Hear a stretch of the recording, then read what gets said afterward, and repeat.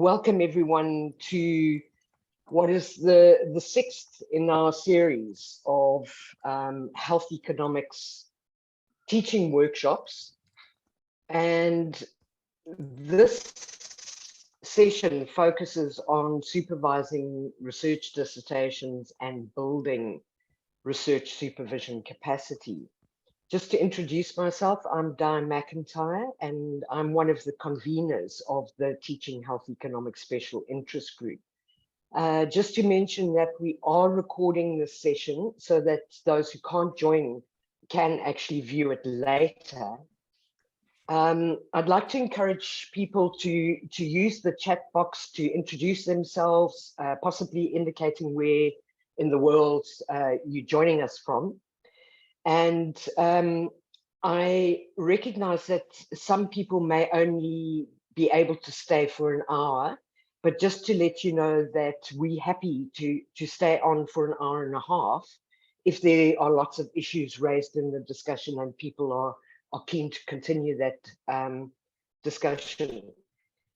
I want to just very briefly show you this overview of some of the workshops that we have run in this series. And you can, if you missed any of them and would like to go back and have a look at them, you can have a look at them on the AHEA YouTube channel. I'll paste the link directly to the playlist, the Teaching Health Economics playlist, in the chat box just now. But I wanted to start off by introducing our two panelists, Jo Coast and Lisa Gold. And I've put there a brief bit of their bio up on the slide, and you can have a look at that. I'm not going to run through it all, but just to say that we specifically invited them because so many of their colleagues have indicated that they are excellent, highly sought after supervisors, and also because they've both been involved in expanding PhD programs in their institutions. So we felt that they would really have a wealth of knowledge and be able to provide some tips, but also get a discussion going. So just to explain the format of the session, we'd like it to be very interactive. And we'd invite you not only to pose questions through the chat box, but also to jump in and share your experience and tips on specific issues. So we're gonna start off by asking Jo and Lisa to very briefly share some of their experience around supervision. And after that, we'll have a discussion with them, and I'll possibly pose some questions. So if you have questions, put them in the chat box. But in that period, please, if if we're talking on a specific issue like examination or whatever of PhDs, and you've got some ideas, please just raise your hand and join the conversation. All right, so I'm going to hand over to Jo to just briefly describe, and then she'll hand over to Lisa, and we'll get the ball rolling that way. Over to you, Jo. You're on mute. Thank you. So yeah, I was asked to just start off with a sort of my PhD journey, PhD supervision journey. So I'm just going to do that. So I did my own PhD while I was working. I was awarded that in 2000, although I had to wait for the Viva for a while. So I submitted it in 1999. I would say I didn't have a huge amount of supervision for my own PhD. So I had somebody for about a year and a half at the beginning where we did a lot of talking about what I might do. And then he left. And then the person who was my replacement supervisor read my thesis at the end. So I've tried for that not to be the experience of the people that I have subsequently supervised. I also started supervising while I was doing my own PhD. So my first student was awarded her PhD just a year after me, which again, I don't think is ideal. you have to remember this was more than 20 years ago, and I think the university structures were quite different and much less developed than they are now, especially in the UK anyway.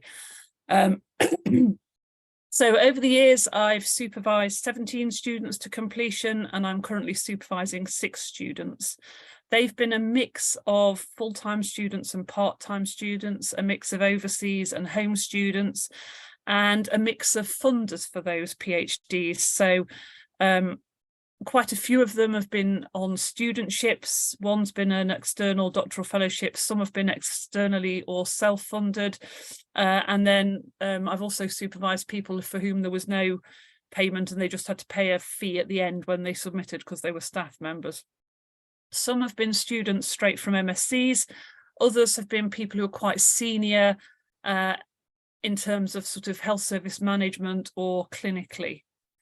So I started supervising at Bristol, and then when I moved to Birmingham, which was in 2005, there were staff there who were doing PhDs but no full-time students. So one of the things that I did when I became head of unit there in about 2008 was really to try and get a PhD student program going. And I think that was pretty successful in that when I left in 2015, there were probably around 10 full-time students, and most of the senior staff had seen a student through to completion and were able to supervise in their own right. So I think that was one of the real challenges at the beginning, was that most of the people had not supervised, even though they were very experienced researchers. And I think it's very helpful. I mean, there's rules in the UK actually about you have to have supervised someone through to completion before you can supervise yourself, at least in many institutions. But I think it's also helpful for the first time if you can supervise with another health economist rather than just with a clinician or someone from different disciplines. Since then, I've moved back to Bristol, and again, I've tried to generate new students and studentships. And I thought I'd just offer a couple of thoughts before I pass over to Lisa. So one of the things that I've found to be a sort of constant challenge is to find funding.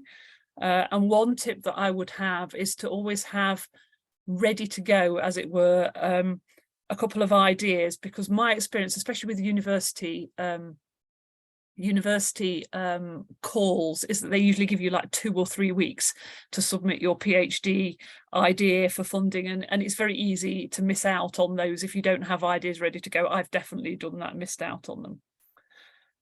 Another thought really is that you know, I really enjoy supervision. It brings you into contact with new interested students. They want to learn, they've got time to read and to think. But it's also, it can be hard work because students are people and things go wrong, both academically and in their lives. And they will often need support. So you have to have time for that. But also you need to make use of the support systems within your institution, both for the student, but also for you as the supervisor. And then I guess the final thing that I wanted to say really is I think it's very important to tailor the supervision as far as you can to the particular student and their experience. So, you know, I've had students who've come straight out of an MSc and they need much more introduction to the idea that a PhD is more like a job than it is like doing a postgraduate talk course. Whereas, you know, others in very senior roles, it's much more about how can they fit in the PhD with all the other many things that they're trying to do. You know, some students need a lot of support and a lot of confidence building. Others are much more ready to go straight from the off. So I think the other thing is that tailoring of the supervision experience to the student is really important, but it also changes as the student themselves gets more experienced and more confident in what they're doing. So those are just some thoughts of mine, and I'm going to pass on to Lisa, who's going to tell us about her journey. Thanks, Jo. I just start because I'm coming to you from Australia by acknowledging the Wurundjeri people of the Kulin Nations, who are the traditional owners of the lands on which I live and work. The longest continuing culture in the world, and have been educating generations for tens of thousands of years. So something we try to continue. So my own PhD journey, I did my PhD late, relatively late. I did it basically in my 30s, with lots of maternity leave and intermissions and interruptions along the way, which is definitely not ideal, but also definitely very common. So as Joe said, everyone's PhD journey is different, and life happens along the way of a PhD. That's very normal.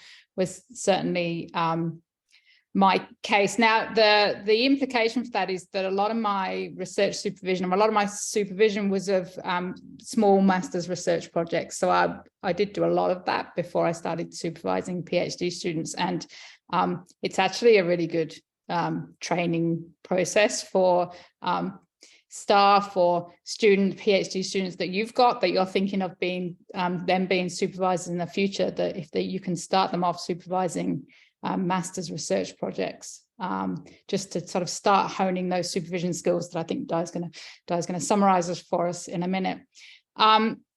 So relatively, I started supervising PhDs late, and I started as an associate supervisor actually on a health policy topic with a highly experienced food policy expert in my institution, which was a great way to be mentored in how to supervise. So it wasn't my topic area, but I learned a lot about the process along the way. So that was a very good way of starting off.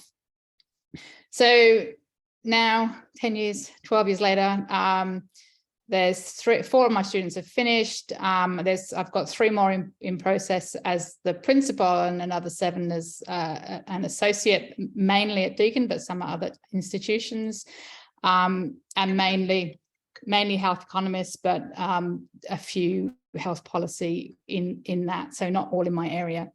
I think, like Joe, we're in this position where we've examined a lot more PhDs than we've supervised, and that does seem to happen, although I think we could all be a bit more proactive in PhD examination in terms of as a collective, we could probably be more strategic in terms of building up people's PhD examination capacity and capabilities as well, because you tend to immediately just ask people that you know are in that area. I suspect some people get asked an awful lot and have to turn a lot of people down, whereas other people would be highly competent of PhD examination, and we're not asking them. So I guess that's one thing we can come back to in discussion.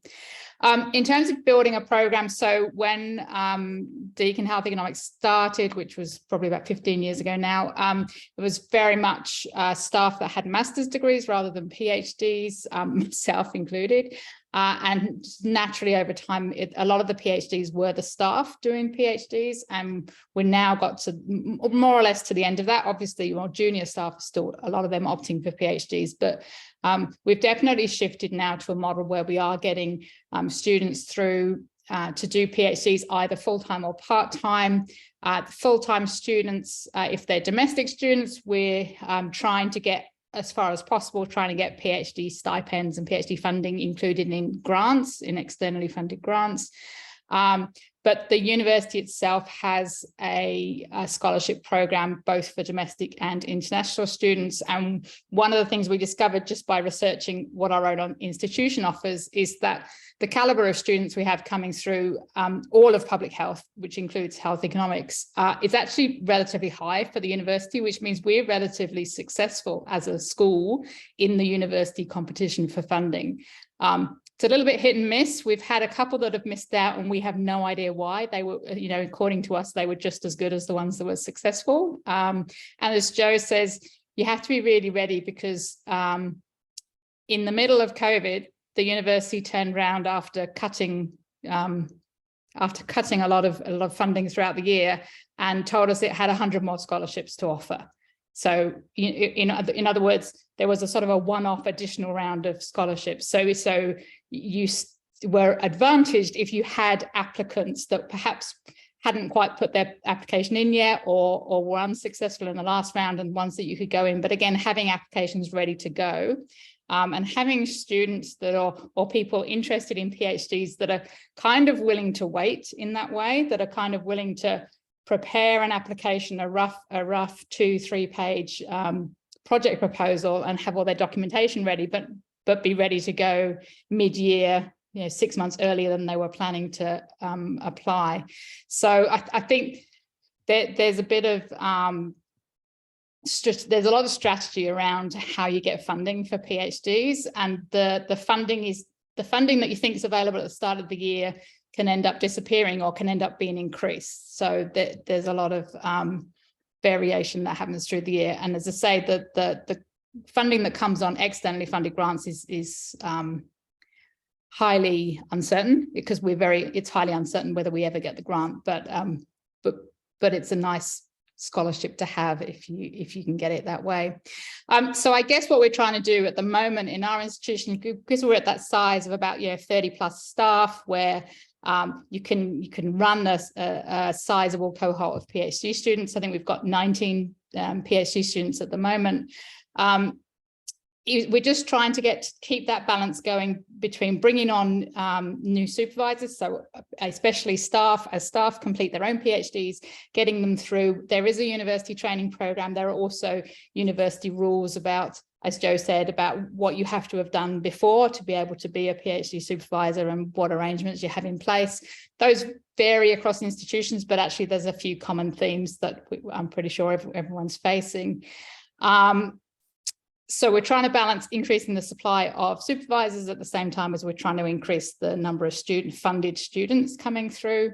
And I have to say, right at this moment, that balance is not going too well. We have far too many prospective students and not enough staff, just because it's a tight labour market. We keep losing senior staff to other universities. So it's an ongoing balance. And as soon as you get that balance fixed, you can guarantee that you'll either get more students or lose a staff member. So you can't win, but you just got to be willing to engage. And I think, just to echo one of Joe's comments, that you got to keep reflecting on the fact that you supervise PhDs for a reason, which is that you get as much out of it as you put in. And some staff members don't want to do that, and you have to accept that. But people that do, I think good supervisors have a lasting impact on people, whether they stay in health economics, whether they stay in academia or not. I think the supervision experience over that 3 to 6 years is something that stays with people for their life. So it is definitely something that has benefits beyond the immediate KPIs for the university. Back to you, Di.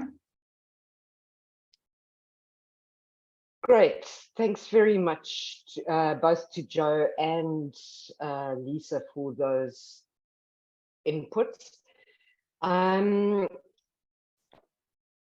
Late last year, we decided to run a small survey to help feed into this workshop, and we did it. We surveyed both PhD students and recent graduates through the early career researcher special interest group, as well as supervisors, current supervisors, through the teaching health economics special interest group.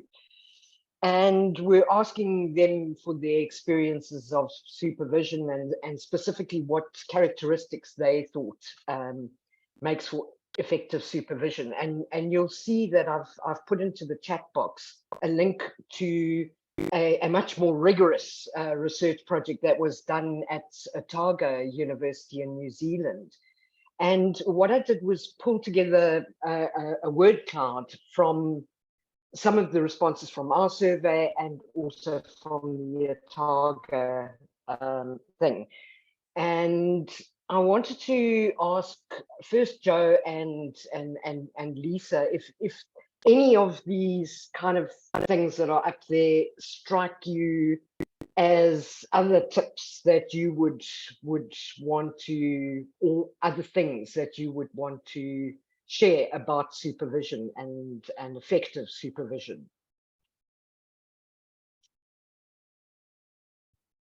So I can go first, because one of the things that I'm conscious of as somebody who's sort of got more senior and has more on my plate as time goes on is that one about feedback, because I think it's something that I have generally been very good at giving feedback in a timely manner, and that has definitely got worse for me. I don't think I meet my own standards always now in terms of giving feedback in a timely manner. So I think that is one of the things that I just think is especially when you are starting off, you know, especially if you're supervising with senior people, actually, one of the things you can do is give feedback as speedily as you can, because the senior people you're supervising with may find it more difficult to do that. So I suppose, but I do think that is one thing that is really important to students, is to get that feedback, and I am conscious that I'm perhaps not as good at doing it as quickly as I used to be.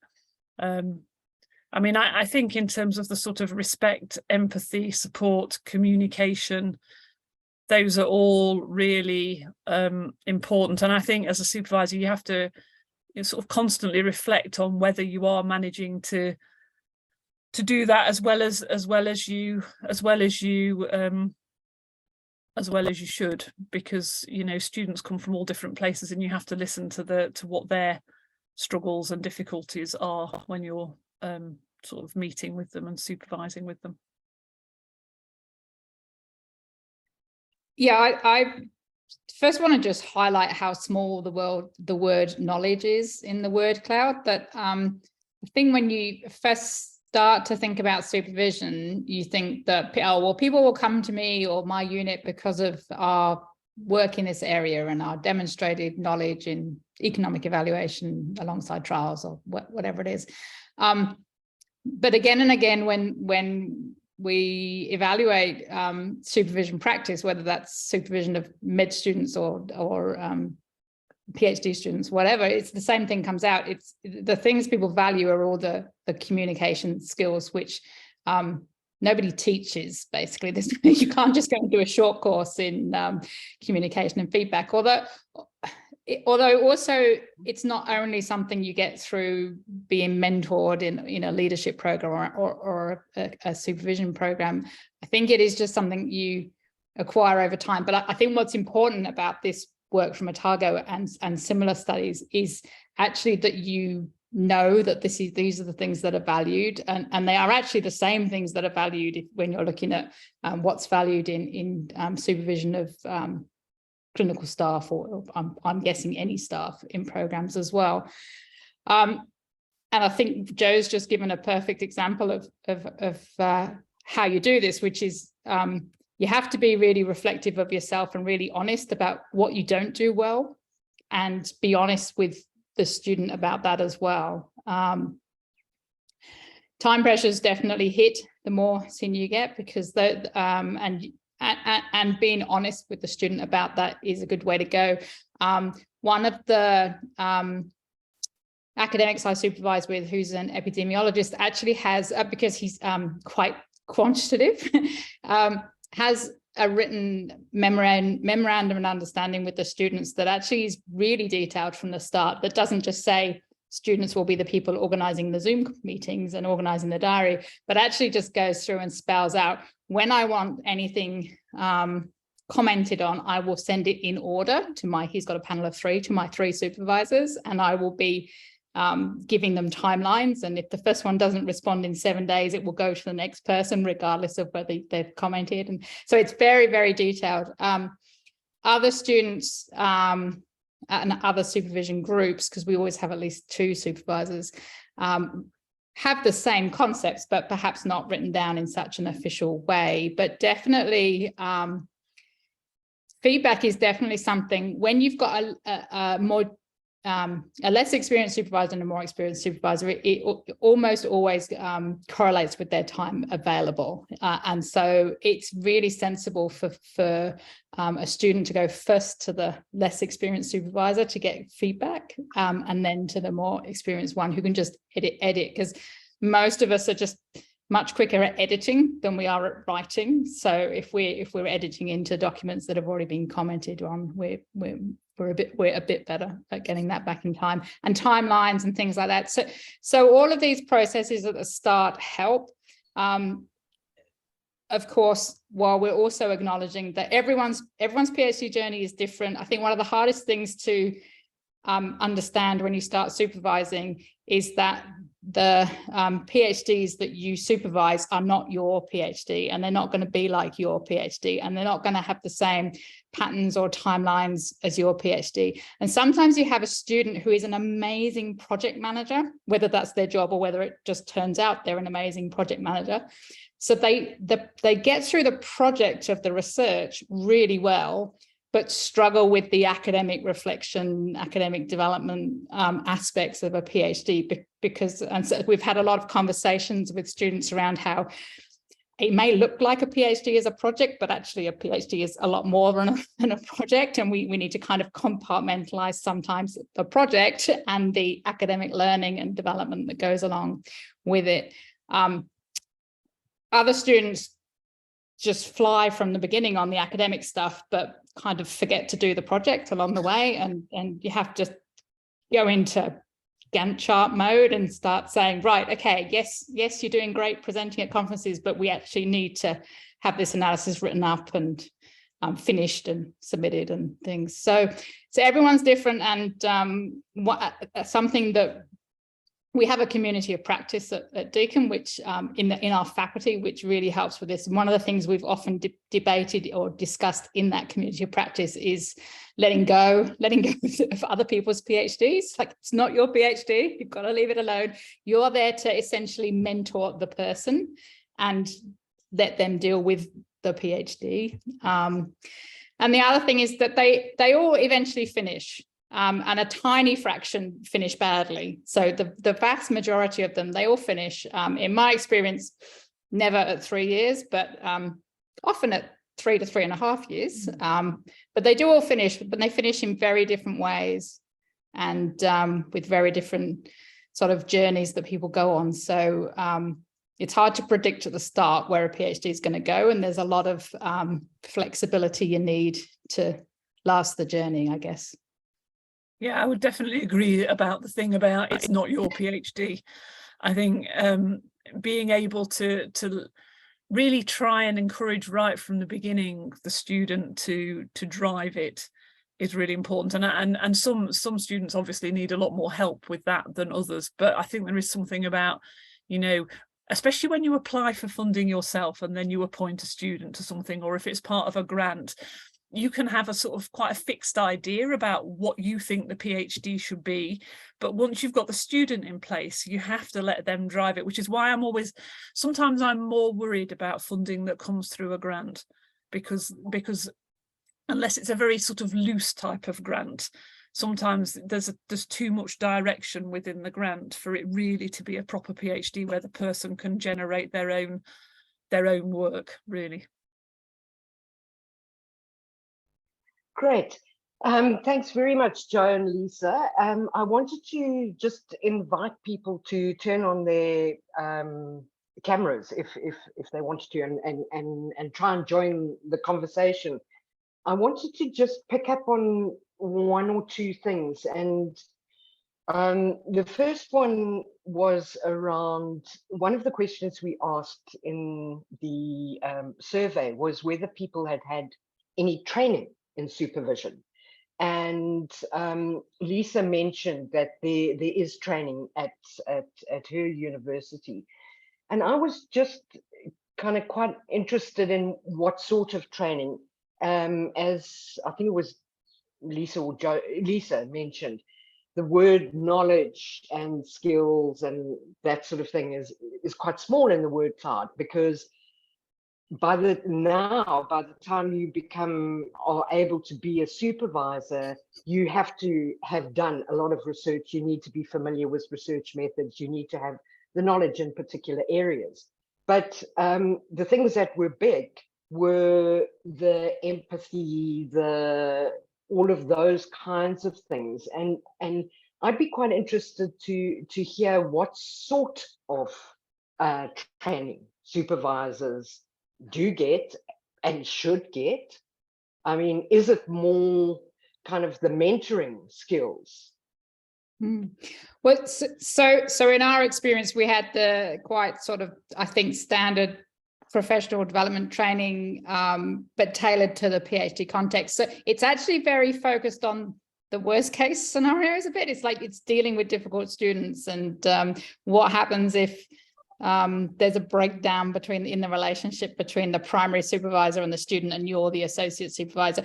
So what I mean by standard professional development training, the sort of a bit of explanation at the start, and then some case studies and role plays within a classroom environment, and that sort of training. As I said, alongside a community of practice, which is effectively a monthly Zoom of everyone across the faculty, which tends to deteriorate a bit into people misunderstanding, because I know PhDs are different between institutions, but boy, PhDs are really different within the same institution, according to which bit of the university you're in.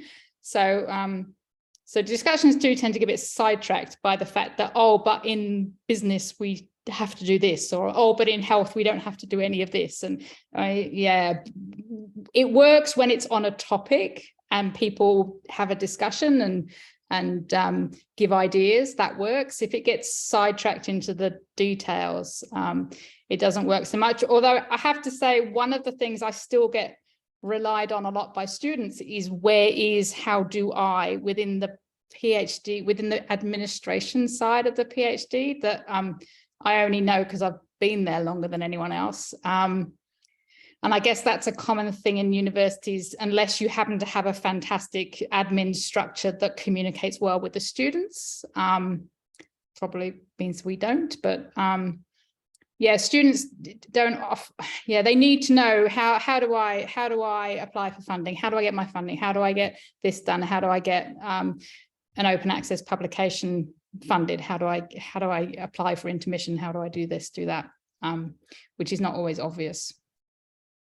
But it's not much to do with my health economics knowledge. It's yeah, I would say training that I've experienced has been sort of much the same, and it probably falls into two sort of slants really. One is that, how do you deal with a difficult situation? Role play. If we set up this scenario, what would you do in this instance? So there's definitely that. And then I would say the other bit is the more sort of formal stuff, like, what has changed since you last came on one of these courses? Students now need to do this, that, and the other. So that sort of admin process side of things is the other bit that I think a lot of institutions try to make sure that staff get regularly updated on. I think I did go on something for new supervisors many years ago, but I can't really remember what it was. So I think there probably is training for new supervisors, but I think I'm too long in the tooth to know what would be in it now. Have other people on the call had some good experiences with training that they can add? Because I think most institutions offer some training, whether it's specific to PhD or it's just there if you can find it.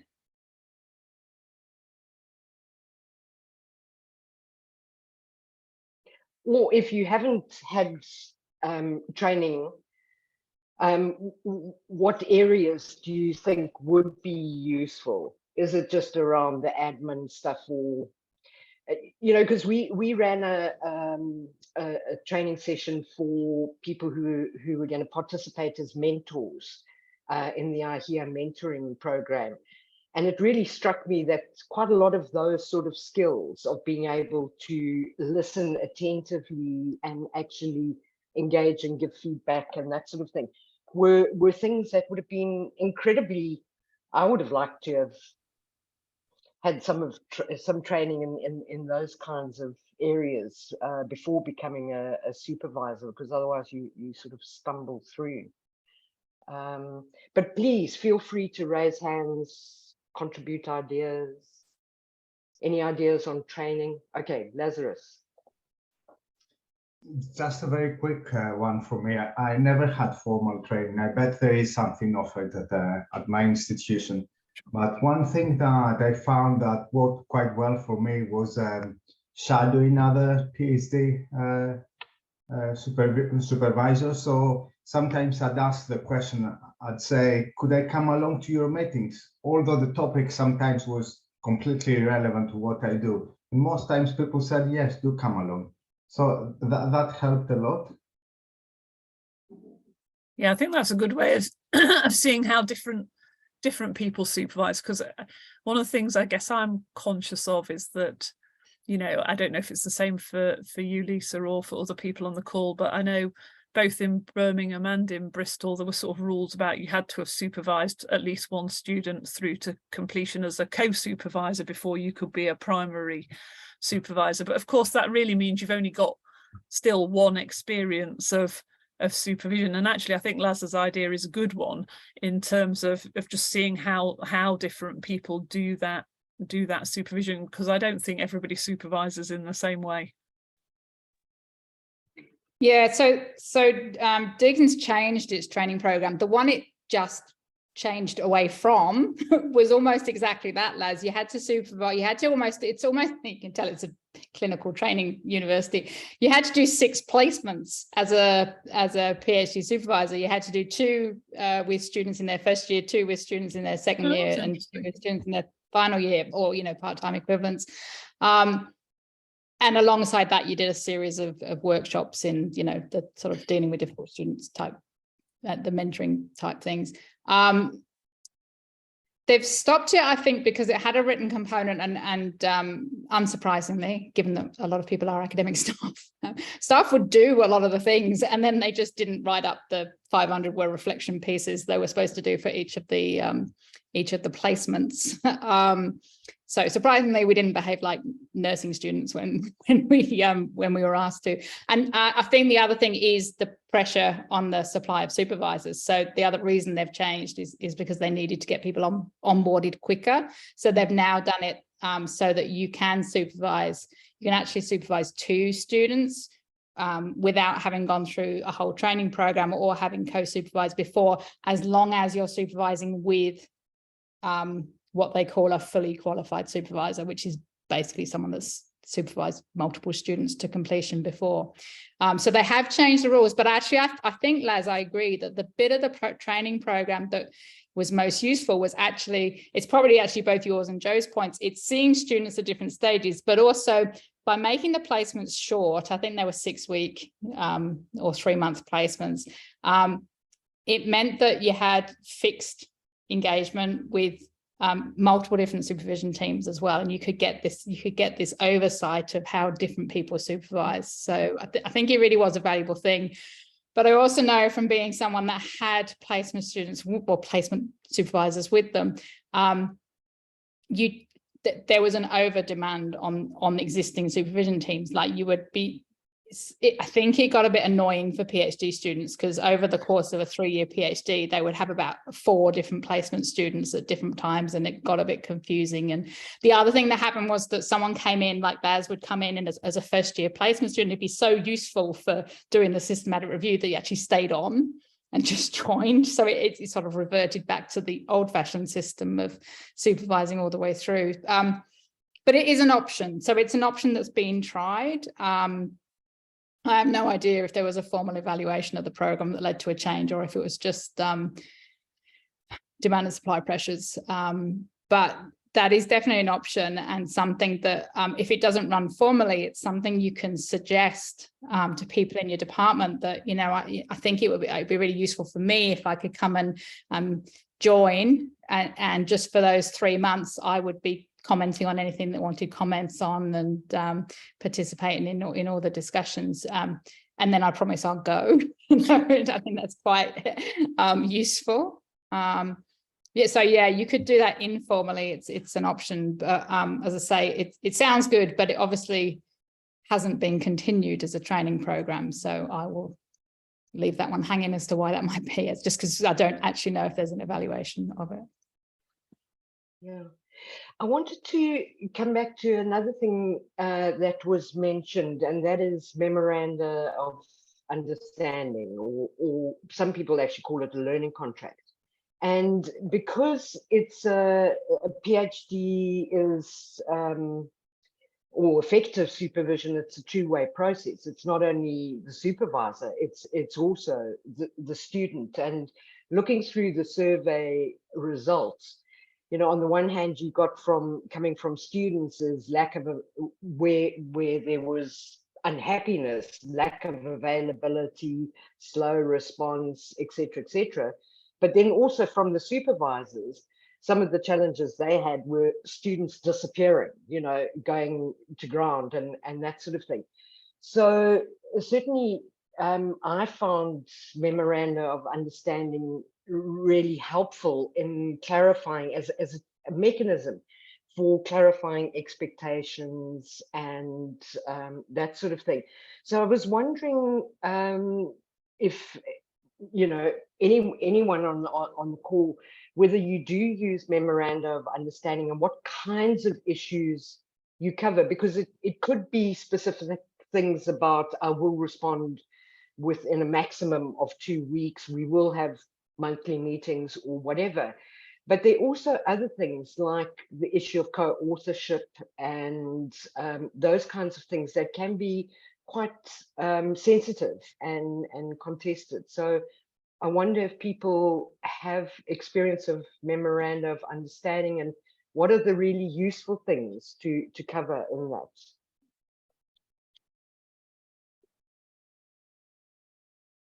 So I have never used I've never used a formal document.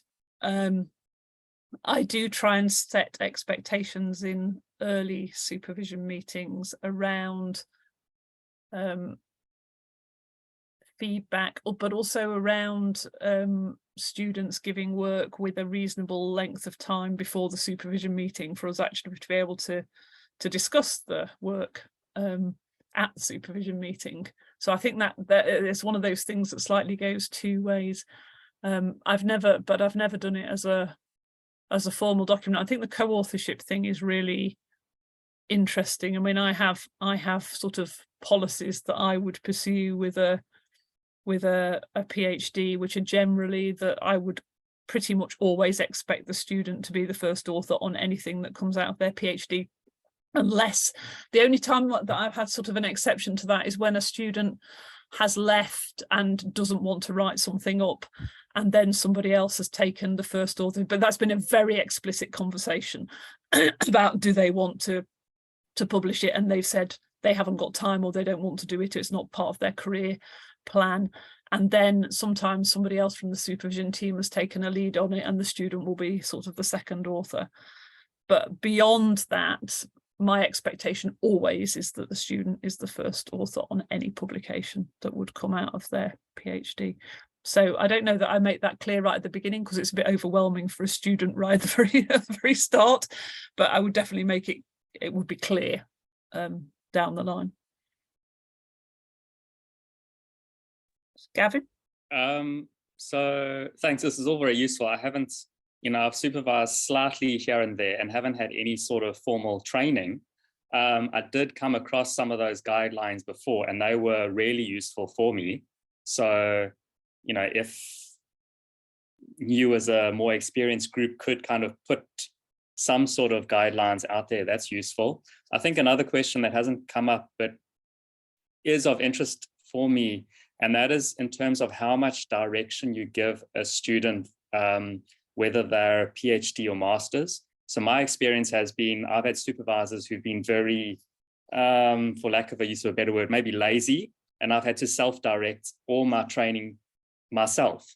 So now the tendency is for me to actually, again, assume that on the person I might be supervising and saying, actually, you need to pick a topic and you need to do all these things yourself.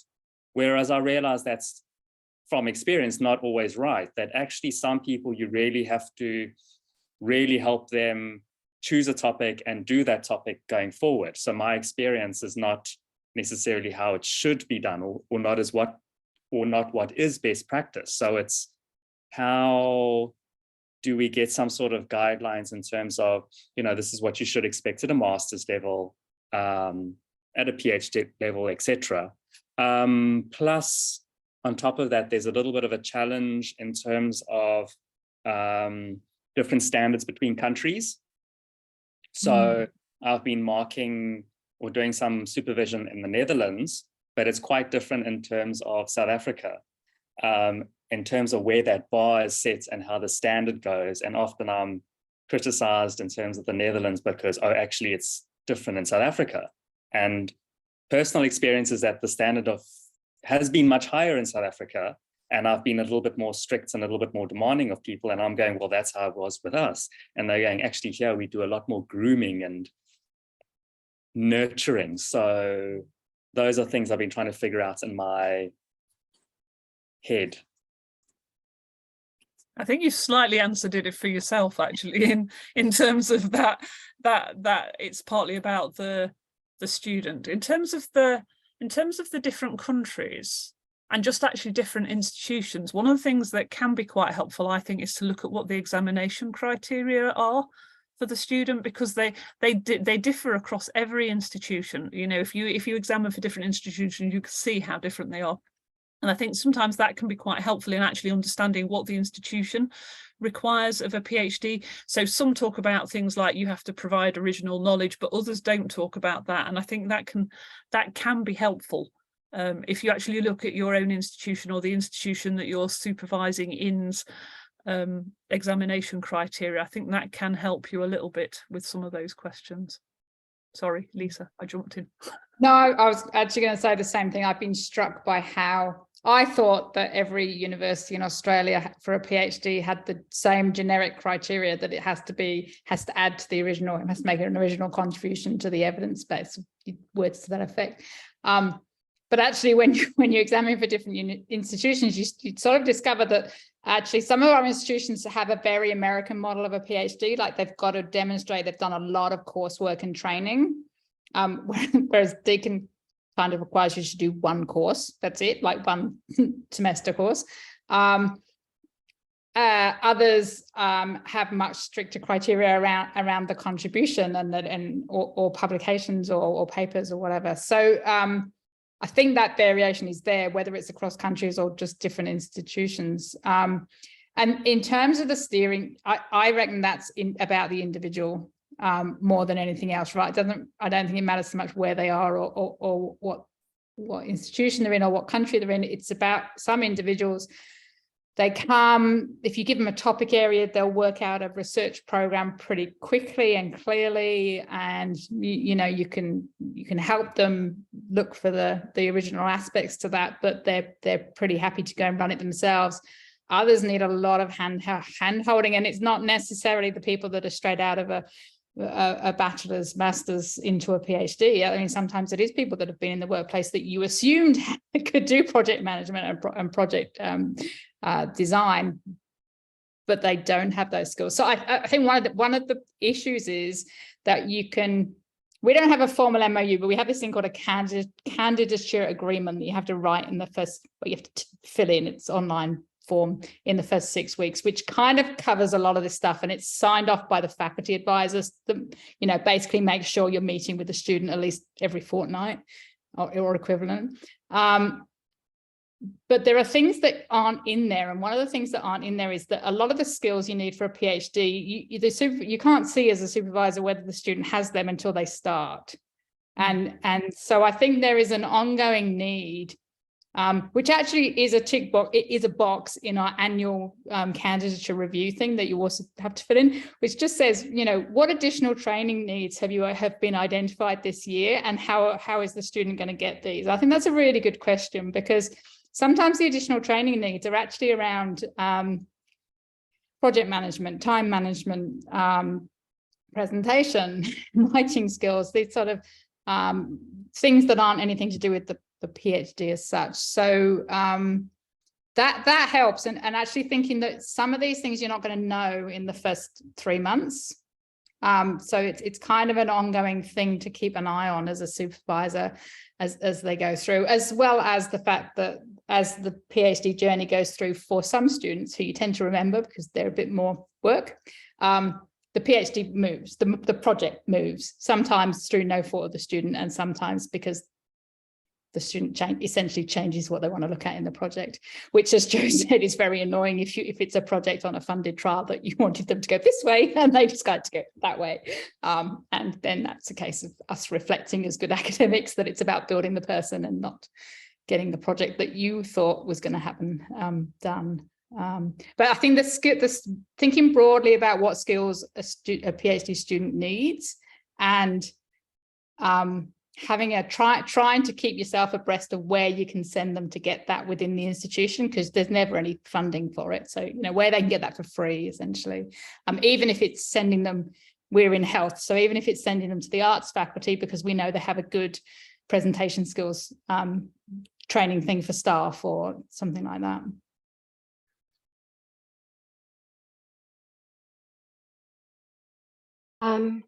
I wanted to, so some issues have been raised about funding for students, and some really useful advice, having some applications ready to go.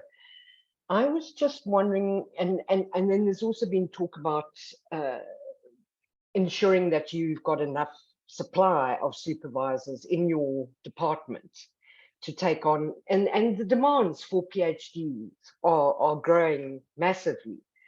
And certainly within the African context, we find that the demand completely outstrips the supply.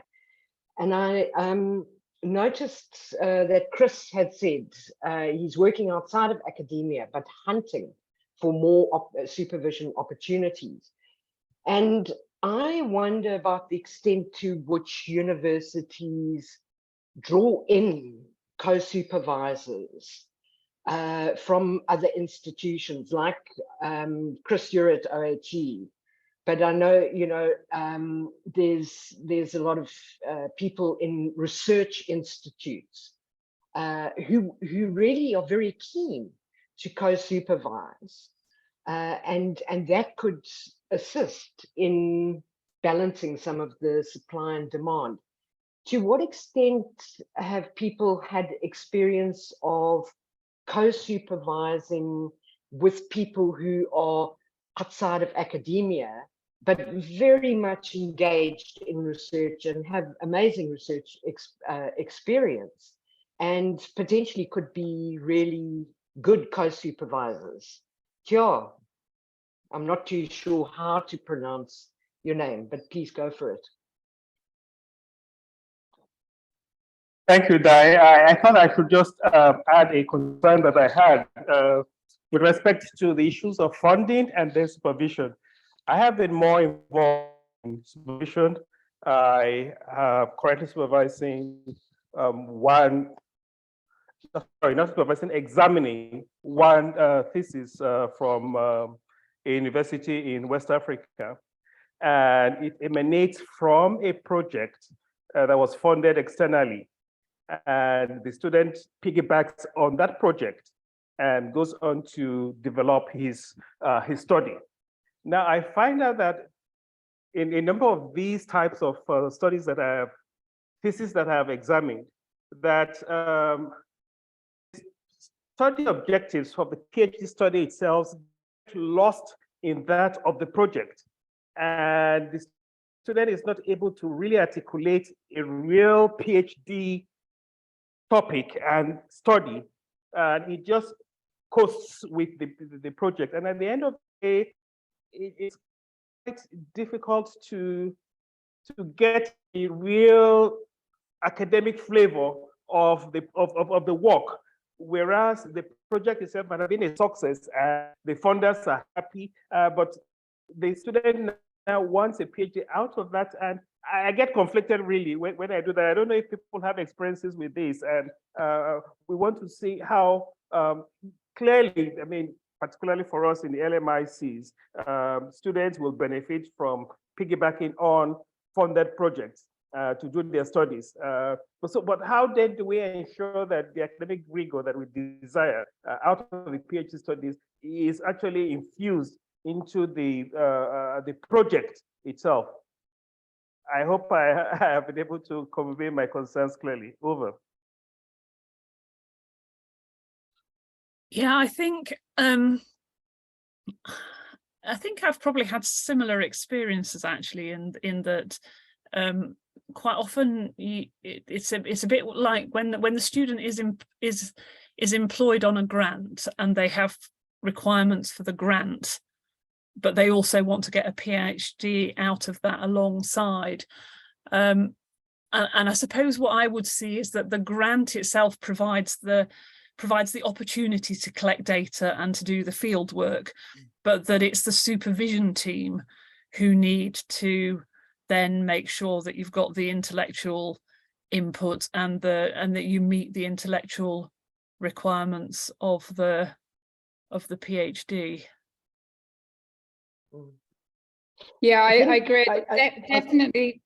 Definitely what was mentioned earlier about go back to the pay attention to the criteria for that university as an examiner and exactly on their wording. But look, it's really common, and it's not just LMIC, it happens a lot in medical trial-based work in Australia, and I'm sure in the UK and elsewhere, because the student is essentially paid, like their job is to deliver the trial, but they're doing a PhD on the side, part-time. And it's definitely it's a common experience of mine that PhD supervision meetings get railroaded into trial management meetings, and it's you're almost continually trying to get the student to think about, to try and separate their PhD study from the paid project. I think it's a bit inevitable when that's the context of a PhD, but being able to do PhD study on a large clinical trial is an amazing opportunity. And, an example that we're doing at the moment is we have the opportunity to add in quality of life questionnaires into a medical drug trial that would never otherwise be done. We're looking at what parents think, what children think, and comparing, so it gives you the opportunity to do a lot of research that you'd never otherwise get done. But my overwhelming experience is the trial, the project continually has greater power than the PhD in the life of the student. And I think it's then your job as the supervisor to keep getting them to focus and carve out time in their busy lives to think about the PhD bit rather than the project.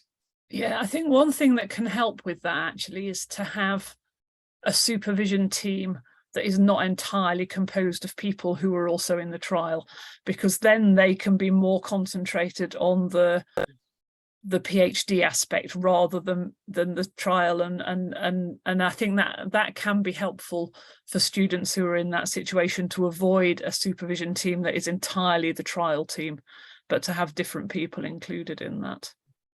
I've forgotten what question Di asked earlier on. And no, and I think often what happens is that the PhD student needs some dedicated time to actually focus on the more academic components, whether it's doing a much more extensive literature review.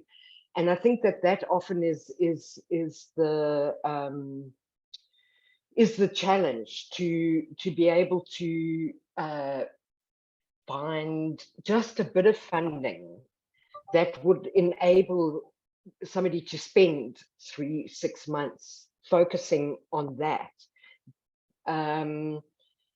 or actually within the projects to very explicitly include PhD components and indicate within that 3 to 6 months needs to be funded by the funder for more of the academic work, some at the beginning and some at the end, in terms of much more extensive analytic components. But the initial question that, and I forgot that I mentioned funding, but I was talking about drawing in supervisors who not within the university, but within research units. And it links to the funding in some ways, because it's not only funding for students, it's also funding for supervisors. Because if somebody is in a research institution, they might be willing, just because I mean, you said, one of you said earlier that you get as much out of supervision as you put in, and people wanting to actually get that experience. But sometimes you need to actually be able to fund supervision time. Certainly when I was at University of Cape Town, the health economics units did a lot of postgraduate. We ran a master's program. We also had PhD supervisors, but most of the people were soft funded researchers. And they were thrilled and willing to take on supervision. But in the same way that a student struggles to find time to do the academic component of a PhD in a funded project, if you're soft-funded researcher, your time for supervision is just not funded. So how to actually fund that? But so it was just really the question of whether we should be encouraging co-supervision from people outside universities to help with the supply problem issue. I think if you can, it's useful. I mean, I think it's interesting because it's not just people outside universities in terms of health economists. I think it's also clinical people who work within, who you want to be on your supervision team, but who also may not directly get funding or brownie points. It also happens if you move institutions. So when you move institutions, your new institution cares about you having PhD students in your new institution. They don't really care about the fact that you've still got a commitment to people in your previous institution. I don't know if there's really solutions to those things. I think if you want to supervise, you find ways of doing it. And if you don't, then you don't. Gavin, I saw you. I'm not adding to the answers, but something I'm really hoping to see, especially in a LMIC context, is we really need to be supervising more people in low-income countries, partially to raise the skill level there, and to get that critical mass of, what I have been trying to do is support students in, countries I've been working. But if they are only supervised by, well, virtually there's a shortage of supervisors in those countries, but if they're also only supervised by supervisors who are in their country and in their institution, when they start trying to produce work, they second language English, they haven't been exposed to this kind of Oxford, Cambridge style of learning. And that's really difficult. Like, I haven't been able to find funding at that level. And I've just been doing it because it's something we need to do. That's the only way we're going to address this kind of skills shortage. But yeah, it's probably a bigger topic thinking about. But how can people stay in those countries, continue producing the work that they do, and have supervision support from us or external people who give up time to do that? I think that's something that institutions actually are thinking about. So my experience of supervision, I mean, I've tended to work in the UK setting, and my experience of supervision has mostly been UK. But in recent years, so Bristol, where I'm working, has set up a COTUTEL programme with Cape Town.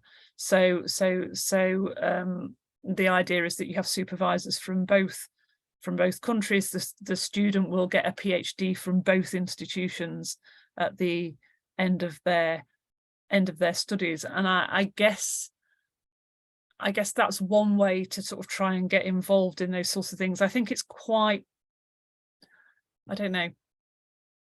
I mean, I think you can do it as an individual, but I suspect that it's those sorts of programs are also very good ways of getting formal commitment from people to do that sort of supervision across institution, across countries. And it's a very good experience if you do that as well, to understand how PhDs work in a different institution, in a different country setting. We haven't really talked much about examination, but my experience of examining PhDs is, the UK has a system which is, You know, you have an internal examiner and an external examiner and a viva. I've examined PhDs in Australia where you just write a report and there's no viva. I've done ones in the Netherlands and in Sweden, which are really very different experiences where there's a sort of formal defense of the thesis and it's all very ceremonial and people do presentations, and it's very different in different settings. And one of the advantages of, you know, participating in supervision in other countries is that you're exposed to those differences. Which I don't know if that really answers your question, but Yeah. sorry, Yeah. Lisa. I mean, sorry, and I'm bursting in as well, but I wanted to sort of, so maybe Lisa can follow up, but I also wanted to look a little bit at examination. And because one of the key things, roles of a supervisor is to choose examiners. So Lisa, sorry, if I can hand over to you to follow up on what you were going to say in response to Joe and Gavin. And then if we can talk a little bit about choosing examiners and do's and don'ts.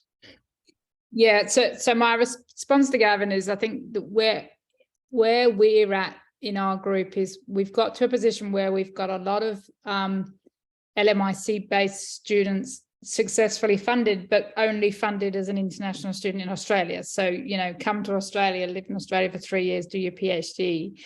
The problem with that is after 3 years in Australia, it's exactly the same problem we have trying to recruit any healthcare staff outside of the cities in Australia, that once you've been trained in the city, you tend to stay there. It's not a solution to the bigger problem. Co-tutel, I really think, is the answer.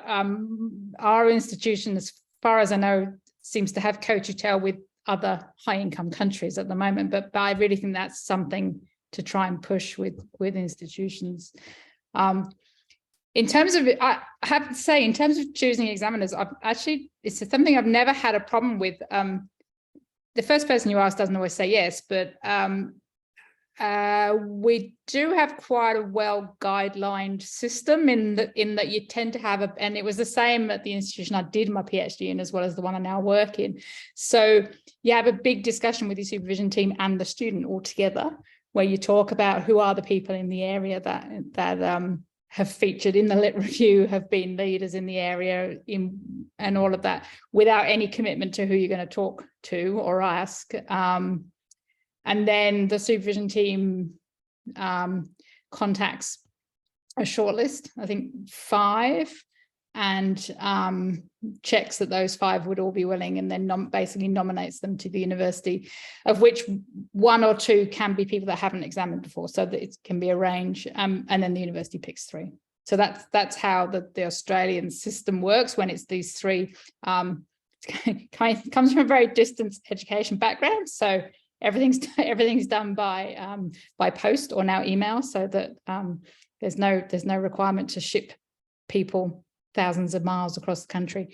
But yeah, it's actually not something I've never struggled with, in that when people, and one of the experiences I've definitely had consistently is that if you ever ask somebody and they can't do it, they A, are very honest and say they can't do it, and they B, they nominate somebody that they think would be good. So I've always had that experience. So even if the person I really wanted couldn't do it, they said, well, look, I can't do it, but actually, have you thought of asking Laz, or, you know, that sort of thing. Yeah, so that's my experience. Yeah, Joe?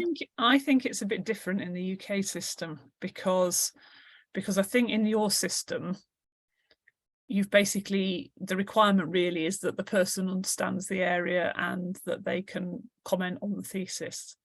Whereas I think in the UK system, because they actually have to do a viva with the student, I'm often thinking about that aspect of it as well. So on the whole, I really don't like having examiners that I don't know, because you don't know how they're going to treat the student. And on the few occasions when I've had examiners who I don't know, sometimes it's been fine, but there's been 1 or 2 where it's not gone spectacularly. And what I'm looking for in an examiner, and I don't know if I should say this, but I'm obviously looking for somebody who knows the area and is an expert in the area, but I'm also looking for somebody who's kind and is not going to deliberately put the student through a horrific experience, which I think, you know, can happen. So I'm really conscious of that when thinking about examiners, and the process in the UK is pretty similar in that, you know, we'll do a sort of short list, a sort of long list of people, and then often I get the student to go away and find out a bit more about these people, look them up, look to see what their experience is and so on, and then we'll have another discussion and probably shortlist. And I think the other thing I often think about with health economics PhDs is that very often you need examiners with different experience. So you don't want, you know, if you've got a student who's done some qualitative work and some quantitative work, or a student who's done a sort of health economics PhD, but they're a clinician by background and they've got a very clinical background, then you're wanting one examiner who's got a clinical background and one who's got a health economics background, or you're wanting one who's got qualitative and one who's got quantitative. So I, in terms of sort of thinking about examiners, I'd always be thinking about those sorts of things as well. But I want the student to have a good experience in their examination as far as possible. And because I think it is different with the Australian, and I think the South African system as well is one where it's just written reports. I think it is different when you have to do a viva. There's other things to take into consideration. So I want to ask if anyone has got specific questions, wanting advice on specific issues. But while you're thinking about any specific questions, I just wanted to pick up, you mentioned about different disciplinary backgrounds in terms of examiners, but it also happens in the supervision context.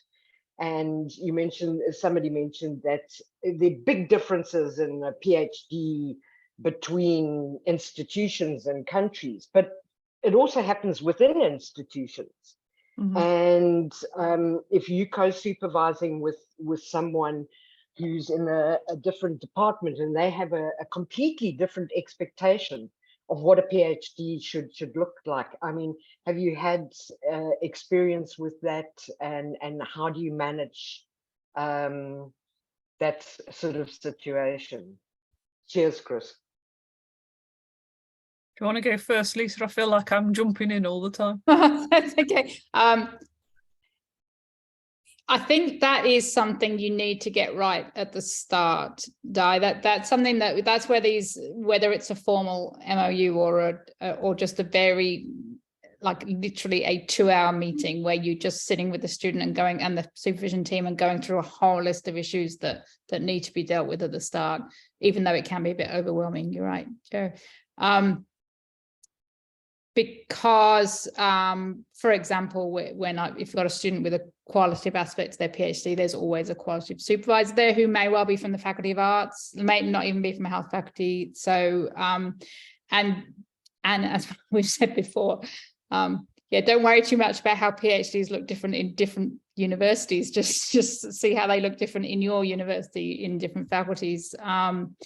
So you have to have a very clear conversation at the start about things like, so things that are news to other co-supervisors that I've supervised with, that there will be papers published during the course of the PhD rather than just at the end, as in like a review paper and maybe a preliminary analysis paper. That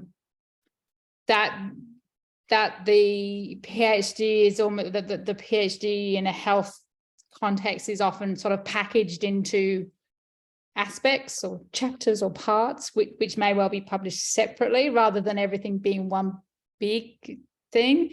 Although I have to be said, you know, because I'm in a school of health, essentially School of Public Health, there are some fantastic PhDs produced in our department, for example, on gambling prevention and harms, which are exactly in what I would call the Faculty of Arts style, which are one big piece of work that leads to one big publication. So it's it's about having a very clear and honest discussion at the start about what the PhD is going to do and what it's going to look like, and also around being clear about who is the expert in different areas, and basically where I am not going to take a lead on something that is a qualitative methods question, and I'm going to follow the other supervisors' lead on those things. So I think you just have to acknowledge at the start that every supervisor is different. Even if you're two health economists,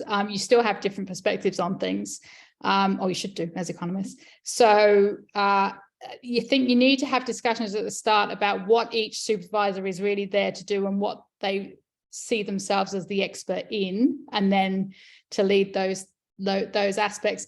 The last thing that really helps, regardless of discipline, is to have one person on the supervision team that's going to be the admin and timeline expert, and basically the man who helped me finish my PhD nominated himself as the whip cracker.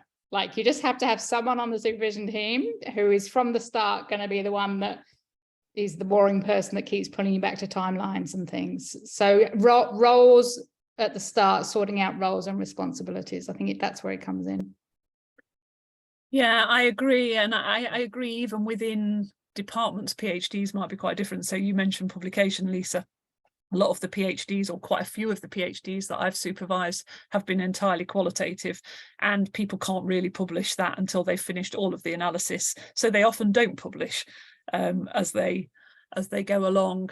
I think it's about being partly aware of the requirements that the student needs to meet in sort of formal terms. So, for example, I think even in my department, some people can be down to do a PhD that's 50,000 word limit, and others have an 80,000 word limit. Certainly it was like that in Birmingham, because the clinical PhD was 50,000 words and the ones that were more social sciencey were 80,000 words. So just being aware of those sorts of things right up front.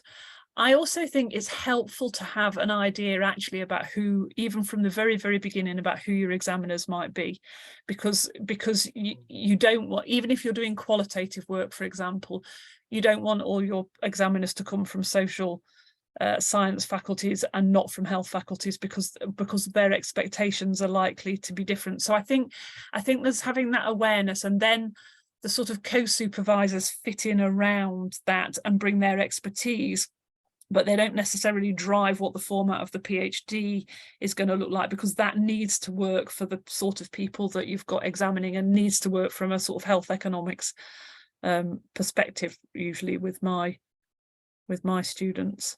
So I think it's about being aware of that and just making sure that you have got the expertise that you need on the team as well.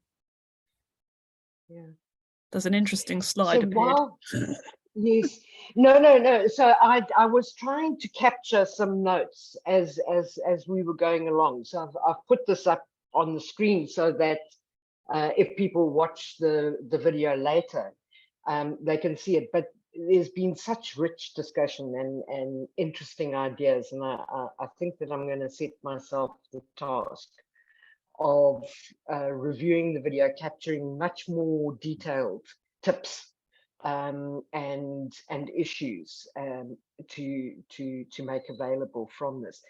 But I really want to come back to find out if people have any other burning questions, seeing as we've got Joe and Lisa and other people who participate, and Femi might have ideas, somebody might have ideas, but are there specific or any specific experience that you've had that was really good and that we can draw some lessons about supervision from? I'm not sure if it's a burning question, but I try and wrap my head around how do you manage to, and darts you too, how do you manage to supervise between 10 and 20 different people? Like I don't think you want to be supervising that many at once. Okay. I mean, I've tended to find once you get to about 6 or 7, then it's, you know, because even if you try really carefully to, you know, have 2 who start in 1 year and 2 who start in another year and 2 who start in another year, life gets in the way. Some of them will change to part-time supervision, some of them will go on mat leave, some of them will have a clinical commitment that takes up time. So you can end up getting 4 or 5 who are all finishing in the same year, and that's a real challenge when that sort of thing happens, because you're just trying to read lots and lots of stuff. So I personally I think 6 or 7 really is about as high as I am comfortable going, because that can happen so easily. Even if you think they're all going to be nicely spaced out, they end up not being beautifully spaced out. So I would try and avoid having quite so many all at once. Yeah.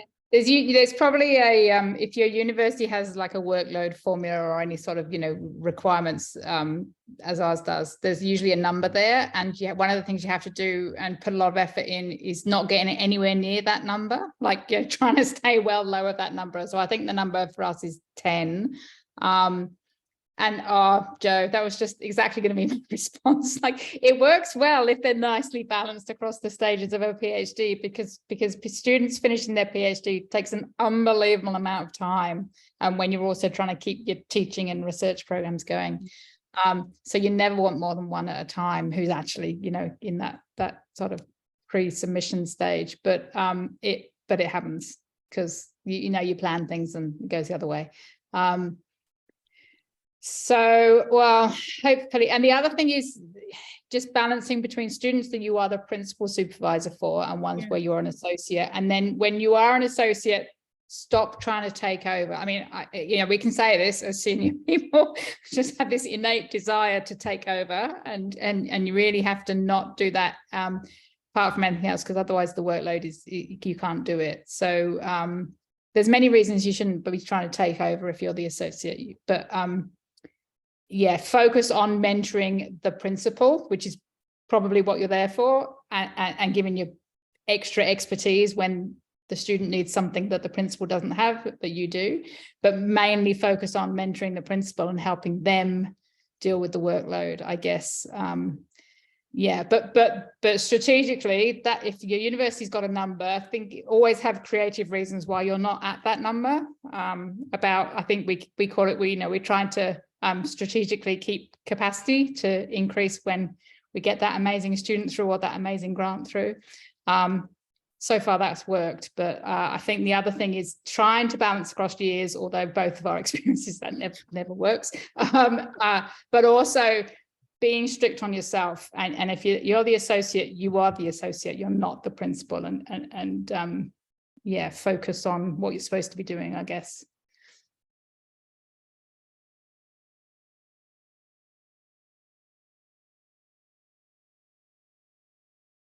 Great, thanks.